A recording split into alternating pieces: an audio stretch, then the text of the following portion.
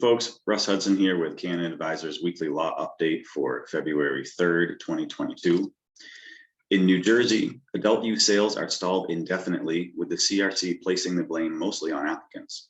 The state's recreational marijuana law directed the CRC to begin sales on February 22nd, 6 months after rules and regulations were to be established by the CRC. But Jeff Brown, the commission's executive director, said there are obstacles to launching next month, including a lack of municipal buy-in. Brown said February 22nd is not a concrete date to open. There is no firm commitment on timing of when recreational sales will begin. Also in New Jersey, Representative Donald Payne expressed fury that none of the 56 licenses to sell cannabis in the state have been issued to Black-owned businesses.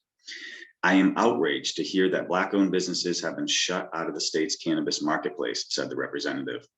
He went on to say that Black users are 4 times more likely to be arrested for marijuana possession than white users, even though overall use for both groups is almost the same. New Jersey has a chance to correct this inequality and allow people abused by the system to finally benefit from it with a fair distribution of cannabis business licenses. In Oregon, Representative Earl Blumenauer said the Drug Enforcement Administration needs to get out of the way of patients having access to psychedelic therapy. A criminal justice enforcement agency is not well equipped to handle this complex drug policy issue, the congressman said.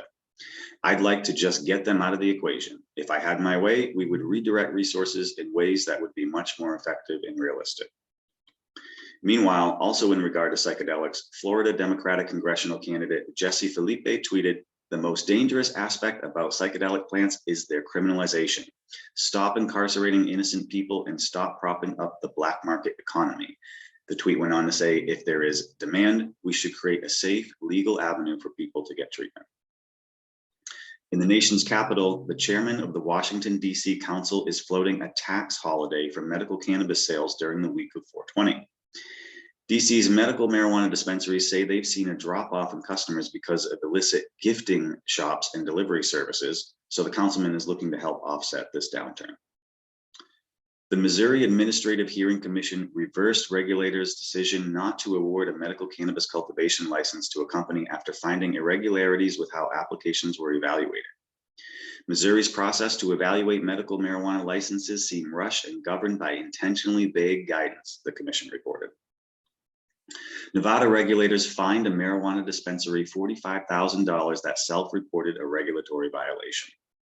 The fine stemmed from a single sale in May of 2021 in which an employee of Nevada Organic Remedies sold more than the legally allowable 1 ounce of marijuana.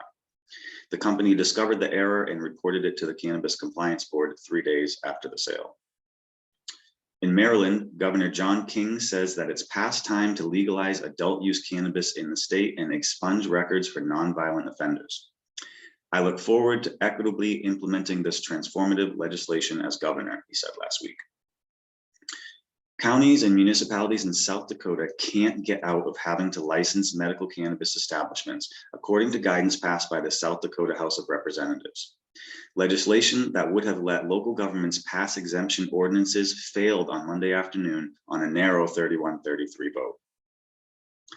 Ohio regulators conducted a drawing for cannabis business licenses on January 27th and have announced more than 1,400 winners, including several Canna Advisors clients. Mississippi Governor Tate Reeves said Tuesday that he has not decided whether he will sign a bill to legalize marijuana for people with debilitating medical conditions such as cancer, AIDS, and sickle cell disease.